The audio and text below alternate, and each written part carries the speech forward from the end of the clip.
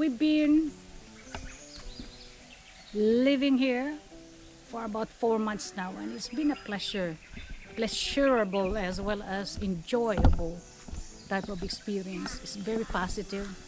We can do anything what we want. But anyhow, guys, it's a beautiful world. Let me just flip this phone, okay? All right, today we're gonna talk about how Filipinos survive during calamities like earthquake, El Nino, flooding, El Nino, and so on. They said that Filipinos are resilient to everything like this. Yes, we are, but what can we say? You know, you don't have any choice. This is the only place that offer us a place to live. Some Filipinos has no way of going to another country, but you have to weigh the situation also, because not all countries has a beautiful world like this, you know, like this. Some are barren, some are very poor. Actually, the Filipinos, I would say, is a poor country, but it's developing world. It's beautiful. You get pension, you'll be all right here. But if you don't have, you're gonna be living like locals. It's okay, you know. We'll be able to survive. So now, if we have earthquake, which happened to us about 2 months ago, it was a bad one. It was 7.8. We did not sustain structural damage on the house, but we had problem with our cistern. It cracked, so we had to reface it and everything, put adhesive and so on and so forth.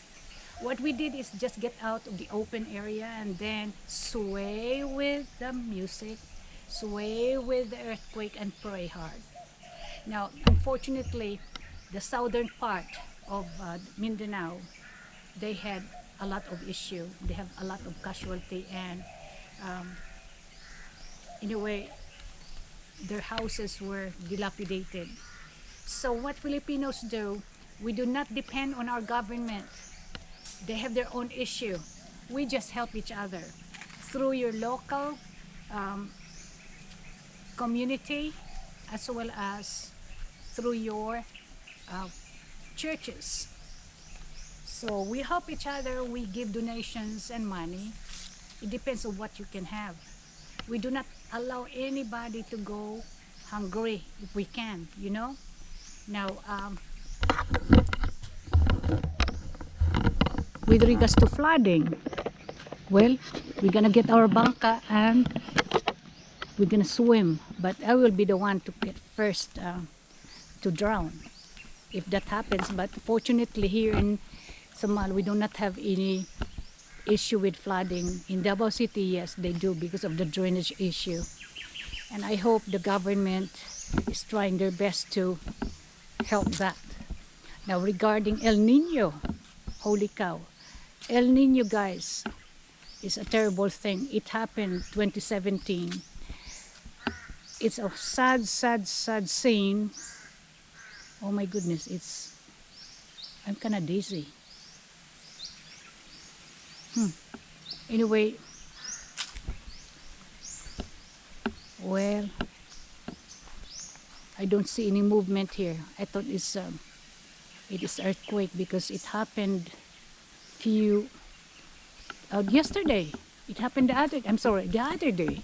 My sister had an experience with that. She got dizzy, but she did not freak out. But it's really because of earthquake. Anyhow, back to what I was talking about, the El Nino part. We conserve our water. As much as we can, we need to put some water back into the cistern. And we are hoping for more rain. And anyhow, we're gonna fill that up, and then we use the community water. We try to conserve water by using our gray water to water our plants. So very conservative with that. And we do not dwell on the aftermath of we do not dwell for months and years. We just have to move on. That's why we're well known for our resilience about Mother Nature, because we believe that Mother Nature has a way of replenishing, and try to fix things, on its own. Like volcano is necessary for us, earthquake is one of the complications of a volcano erupting underneath the water or underneath the earth. So anyhow, guys, please watch the other video, guys, after this. Bye bye.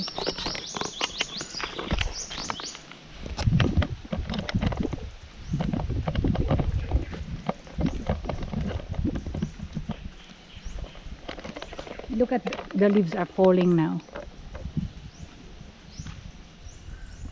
So it's sensing that we're gonna have El Nino coming. They said they're forecasting that there's gonna be a very long drought season. Maybe it will hit us at the end of the year. 4 months, they said. So we will see how we can overcome that. And I hope it's not gonna be that bad. Thank you, guys. Bye-bye again. Hello, everyone. This is Din again. Welcome back to the channel. This is Filipino Nurse Retires Home, and we are in Samal, Davao del Norte. And today is July 19, 2026. All right. When you see these videos, I have said I'm not within the timeline because I have still a lot of videos that I have not even edited. But the most important thing is you're able to get some info from all the projects we have. I would just want to teach you sometimes what we've been through and how we troubleshoot things. Now, we have had a lot of projects since then. We've been here 2 months, and it's been very productive and enjoyable. Otherwise, you might wonder what we did during the earthquake, 7.9 earthquake, about 2 weeks ago. Of course, we were scared, but it was like 9 o'clock in the morning when it happened, and we all went outside because we have an area there on the front that is flat and very open, and no cement or anything like that, nothing, no structure that can fall down. So we were there. I was relaxed at first, but in a way it was just kind of scary because of the intensity of the earthquake. That was really kind of hard. Okay, you might ask if we were affected.